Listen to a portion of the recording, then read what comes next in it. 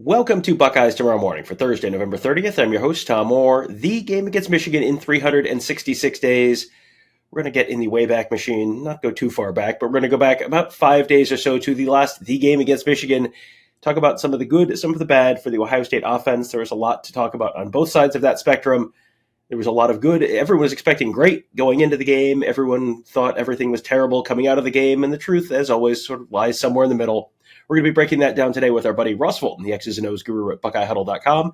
And as always, when Ross is on the show, we are presented by Jeff Ruby Steakhouse, the award-winning upscale steakhouse in downtown Columbus, named one of the top 50 steakhouses in America by Food Network.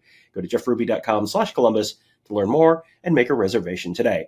All right, Ross, we are not going to break down every single play of the game, but we are going to start at the very beginning. The first play of the game, we're going to start looking at a couple plays on the run game, and then we'll get into the pass. But let's start right at the very beginning. First play of the game. What did we learn here? Yeah, I mean, so going back to like big picture, and we alluded to this earlier this week, but Ohio State did on a per play basis have a better success rate than Michigan. So this is one of those complicated situations where a lot of what Ohio State did worked. They certainly had to adjust, as we'll discuss here. It just unfortunate, obviously turnovers make a big difference and they could just never make that up. But, the reason I wanted to pull up this play is I do think that in a low possession game like this, even when you get it going, unfortunately, when you essentially waste the first quarter, it's hard to make it up, particularly when you get the ball first, right? And so Ohio State's plan coming into this game was to focus on running weak mid zone.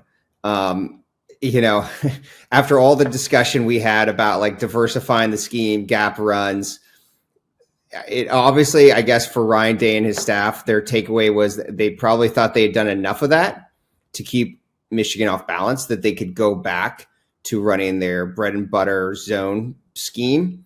Minnesota had some success against Michigan doing so. The problem was that that did not fool Michigan. And so we see here, they're trying to run weak zone into a 3 and 5 technique, which is really hard to do. We're going to talk more about Michigan's scheme. I mean, there's a lot of credit that I will give to Jesse Minter and Mike McDonald before that. To me, it's probably the most complex scheme in college football right now, and it makes things difficult. And you see some of that here, just like small tweaks. Like, so Michigan kept playing a 2 technique. So on one side, so they, instead of having a guy shaded in between the center and the guard, he is head up on the guard. That makes it difficult when you're running zone plays to identify the combo blocks and to figure out which side to run to. And so you'll see some of that confusion here on this play. And so the upshot of all of that is, they don't combo off, or they both leave the 2 technique. He's able to make a play. They aren't able to get movement on the front side. But all that's just to say, again, the plan obviously was to go back to their like standard weak zone and focus on that. And that did not work. Michigan was ready for that. Now, again, to their credit, they adjusted. We're going to talk about that here. I mean, most notably, they had a, first drive of the second half. They ran, 8 consecutive runs, probably the best we've seen Ohio State run the football maybe all year. So as in the passing game, adjustments were made. Like Ryan Day does a really good job diagnosing what's going on. It's just, when you have 8 possessions and you don't make use of the first couple, that small things matter. Well, it did look a lot better to start the third quarter. As you said, that was probably the best they had looked running the ball all season long. Chip Trayanum was a big part of that drive. He actually had the longest run of the day, which at the time, I don't think you would have thought, oh, that's a nice play, but you would not have expected. This is going to be the longest run of the day. I think it ended up at 12 yards or something. But let's break down why this worked, how they adjusted, and why this worked. Yeah, and so after about that first quarter, Ohio State and Day and Justin Fry, I mean, they did diversify the run game. I think Chip Trayanum had his best game he had in a while. He does a really nice job here. This is a 1-back power play. Setting up the blocks, and then Michigan isn't too high, and so this gets some some of the discussion here. So once Michigan played a lot of variations of cover 2 and cloud coverage. Marvin Harrison discussed after the game he'd never seen so much bracketing and double teaming. Ohio State was able to eventually take advantage of that in the run game. They did so by, they started mixing in gap runs. They use counter runs. Here they use one back power. As you said, it's the biggest run of the game. Unfortunately, they only ran it one time. They interspersed a lot of different variations of inside and outside zone on this drive too. They got under center. They used some motion. They kept Michigan off balance, especially when Michigan had to fit with 7-man spacing because they're playing a lot of these cover 2 concepts. So, we're going to discuss more with the passing game. So again, it's sort of like one of those, I guess, bittersweet. I mean, Ohio State, I thought, moved the ball pretty consistently in the second half. They obviously had one drive where they went 3 and out. They ran a crack toss for 2 yards. Then, they had Emeka up the seam. Michigan safety broke up that play. We could get into whether McCord should deliver that a little quicker. Abuka, can he hold on to that?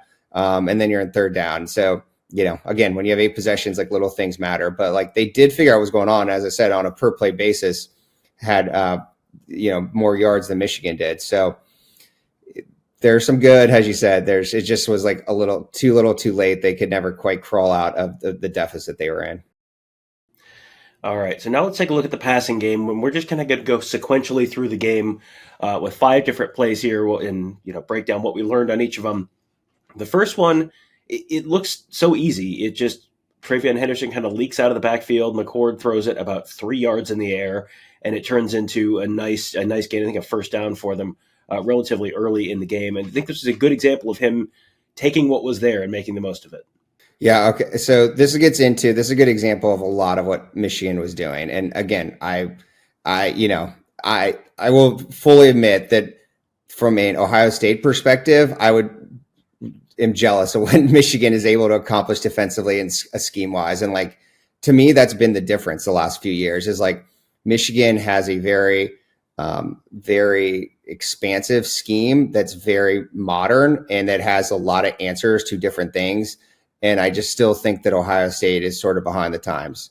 But so, like, here you'll see, like, what Michigan did a lot of. Again, like, they always wanted to maintain a cloud coverage over Harrison. So, like, especially when you had, like, Harrison and Abuka to the same side, you'd get basically a 2/3.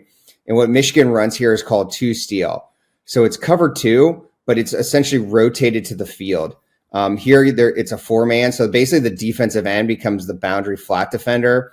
The cornerback rotates back to a deep half. Everyone's rotating, down to the field, if you think about it that way. 2 steal is just a way, like, if you're setting your passing strength, Ohio State's a team that likes to run to the boundary, as we've discussed, and put multiple receivers to the field. So essentially you're just rotating your cover 2 to the field and then bringing, someone off the field edge. And so you're getting numbers back to the boundary against the run, playing cover 2 and keeping your cornerback to the boundary out of the run fit. And so, it puts a lot of pressure, all the types of coverages they were using, the different brackets, the different ways that they were, keeping a safety on top of Harrison, a lot of pressure on the quarterback to diagnose what's going on. I personally think McCord did a nice job here. Just as you said, like, getting the ball out to Harrison, like, this is soft zone. I mean, this gets into, I have seen this is one of those where people have posted the Twitter photos and said, still shots and said that McCord should have hit Stover down the middle against the safety rotation. I mean, in theory, sure, perhaps he could have thrown it to the middle of the field, pulled Stover away from that corner that's falling back to deep half. But you have to think about it from a quarterback's perspective. Like, they need to diagnose the coverage and know what the scheme is supposed to do. You can't wait around to see whether the defense executes it correctly. So, like, Stover's going down the seam. You have a deep half seam defender. So you have to assume that route is covered. Again, we've talked about this year. Your mileage may vary. I personally think that it's a strength of McCord's that he goes through his progressions and gets the football out in a way that can result in positive plays. Like, he's not someone who's going to generate plays like Caleb Williams or JJ McCarthy, for that matter, outside of structure. And so I personally think that's a positive. Obviously, some people would rather have someone who can hold on to the football and do the latter. But I think this is a good example of, like, you're getting early in the game, you're trying to figure out what Michigan's doing. They're throwing a lot at you, and you get a positive play. All right. One thing that was not a positive play was on the third drive, the first play of that third drive. Ohio State has it, still scoreless. McCord throws an interception. Will Johnson makes a nice play to jump the route. And that was a play that kind of really was one of the first really impact plays of the game. So walk us through what happened here. Yeah, I mean, to be honest, it's like the impact play. I don't think Ohio State never created a similar something that flipped the field to overcome it, right? So turnover, negative play, stealing a possession. And so again, this is this is just a really tough one. I mean, hats off to Jesse Minter and Michigan for what they're doing here. Ohio State runs a RPO. So McCord is reading the backside linebacker. Maryland had a lot of success throwing this against Michigan. Michigan has played all year a lot of like cover three, soft cover threes, spot drop zone. They'll give corner will have 10 yards off the ball. So this throw has been there. Unfortunately, like Michigan, a lot of what they put on film was not what they did against Ohio State. They liked playing a lot of those sort of cover three concepts. It was overwhelmingly these like cover two in the flat bracket Harrison during the game. As we discussed, Ohio State eventually figured out ways to crack it, both running the football and we'll show a couple examples of what they did in the passing game. But here you basically have a double and it's even harder. So to go back to what McCord, so his read is that backside linebacker.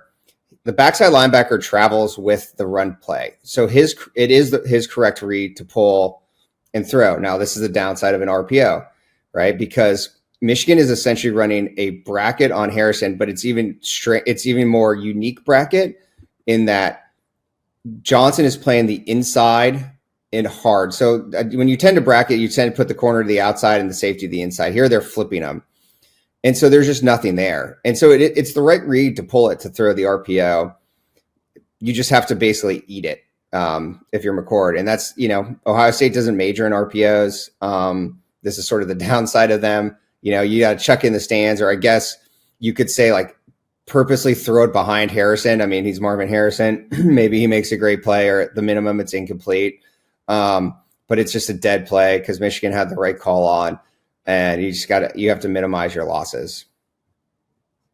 All right. You mentioned earlier the folks on Twitter taking still shots and drawing arrows and stuff, and here's what you should have done. And I think this next one was another one that you thought was probably not a great example of, Twitter still shot schematic diagnosis. So run us through. We'll put some video on this one, and you can tell us what was happening here. Yeah, again, so this, downside we talked about before the game. Downside of getting in third and long. Michigan throws a lot of things at you. Here, Ohio State's in a trips to the side to one side. So Michigan's going to run what's called clip. Clip is a cover two modified to play to trips. And so the outside defender has the flat. You're then going to have the nickel carry the number two receiver vertically, and you have a safety over the top. And so Ohio State runs like what's a smash or China concept effectively. So you have receiver number two going to the flat, or running an out route, and you have a corner route. And there's been lots of consternation. Michigan trades them off, which is what they're doing. They're matching routes. We've talked about matching. That McCord did not throw the corner route. But again, like you can't wait around. The corner route is in fact open because the Michigan safety plays this incorrectly. He does not get over the top enough of the route. And so in practice, it is open. However, when you are you have 4 seconds, you have to diagnose the coverage and figure out what is the available play. And so as you would draw it up on a whiteboard, Julian Fleming is double covered. You have a nickel carrying him vertically on the corner route, and then a safety over the top of him. And so the single matchup, it's not great because Clip is basically designed to take this play away, is the out route.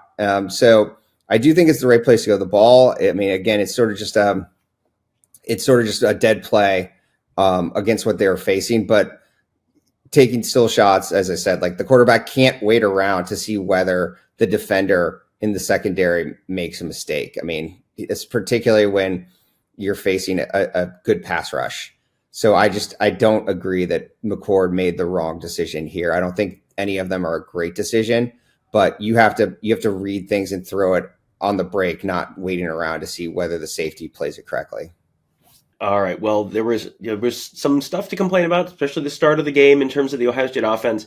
Second half, they went down the field. There were some real, boy, this is going to be a big legacy defining kind of drive for Kyle McCord and the Ohio State offense, and they did make some plays when they really needed to.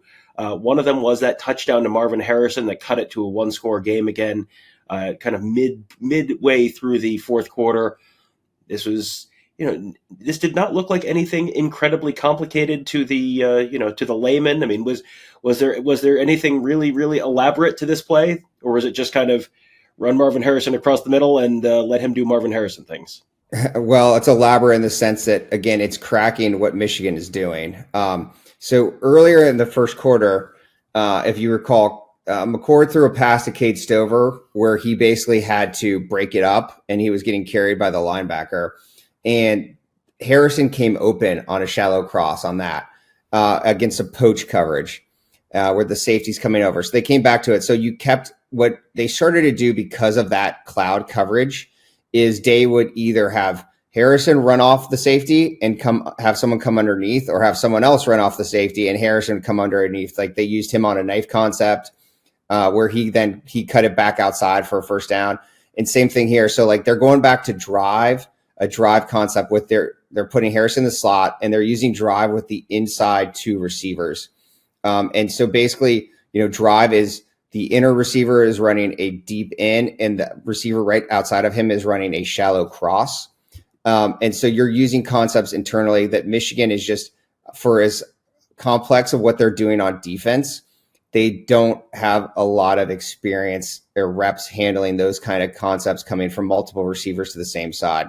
And so that's what you're seeing here. And so, I mean, it looks easy, but that's because you're cracking what Michigan's trying to do using poach coverage is where the opposite side safety to trips is coming over to help on the trip side. And so you're basically occupying those safeties, getting Harrison on the underneath coverage from Michigan. And so you did see a lot of that. Again, like I'm of the opinion, like Ohio State, for as complex and as jealous as I am of Michigan's defensive scheme, like Ryan Day is very good at diagnosing things eventually. Like he will get to it. And like he has the tools. And Ohio State moved the ball consistently. They had the one punt, it's a game where you have, again, we talked about like the number one SP plus defense. If like one punt is the difference in the game, then like you're not playing that great at defense, in my opinion. And we're going to show here the last interception. Like I feel like, but for the unfortunate incidents of like this interception, like I think Ohio State was going to score. Like they had Michigan, we'll talk about here, like what they were doing in passing downs. And like, I think Ohio State had a good plan and was starting to figure it out. All right. Well, we started with the first play of the game. We're going to end with the last play of the game. Ross, make everyone feel really bad about how close Ohio State came to winning this game. Yeah. And I mean, this is like, again, so like Michigan was using particularly like Ohio State and Day started trading the slot off a lot, like moving the slot from one side to the other, doing things to mess with Michigan's passing strength. And the response Michigan was using in passing downs was playing like a lot of 3-high Tampa. We've talked about that from Jim Knowles. And so you're playing at, cover 2 where the middle deep pole runner is a safety. And so Ohio State was getting a lot of this 3-high Tampa, both at the end of the first half and here. And so Ohio State, but like they were doing well, right? So like first play, McCord maybe to me had 2 of his best throws of the season on that last drive. Like he hit Harrison on a smash concept against cover 2. Like, we talked about how they had that against Rutgers and he threw it poorly, didn't put enough air on it, and it was an interception. Like that was a great throw by him on Harrison on that against that Tampa. Then 2 plays in a row, they used this concept, which is like a Y cross with a deep dig behind it. So the Y crosser, Ibuka would occupy that middle safety and allow the dig to come open underneath. So they hit it to Fleming on the fumble that Ibuka recovered. And they use it again here. And to me, I mean, he has Harrison open. He sees it correctly. Michigan runs a twist up front. And unfortunately, what happens is Josh Simmons steps on Donovan Jackson's foot, which puts him off balance. And, Harrell from Michigan is able to knock him into the backfield and disrupt the throw. And, it's one of those things like you're in a game like this, little things happen and, 15 more seconds, he probably hits that throw and who knows what happens. That's just the difference in a game, particularly where you're having to play catch up the whole time because of big mistakes, like whether it be the interception or, making, as we talked about, making decisions like punting on fourth down when Michigan was not doing the same, or playing for a field goal at the end of the half. And so they were just in catch up mode the whole time. And, unfortunately from Ohio State's perspective, it just wasn't quite enough. Whereas they were able to do it against Notre Dame. Well, we will be back a little later on in the week. I'm not sure if it'll be tomorrow or another day this week. We're going to take a look at the Ohio State defense, what there is to learn from that performance. And, as Russ said yesterday, we asked him yesterday, good performance, bad performance. And it's, as always, there's a little bit of both, every little bit in the middle, not quite as bad as the hot takey folks want to tell you, not quite as good as you probably hoped going into the game. But we'll take a deep dive on the defense coming up a little later on in the week. But for now, that will do it for us. We again thank you to our sponsor, Jeff Ruby Steakhouse, proudly offering nationally acclaimed U.S.D.A. prime steaks, seafood and sushi, impeccable service, live entertainment, and an attention to detail that is simply unmatched. JeffRuby.com/Columbus. That'll do it for today. Thank you guys all for joining us. Have a great day. We'll talk to you tomorrow.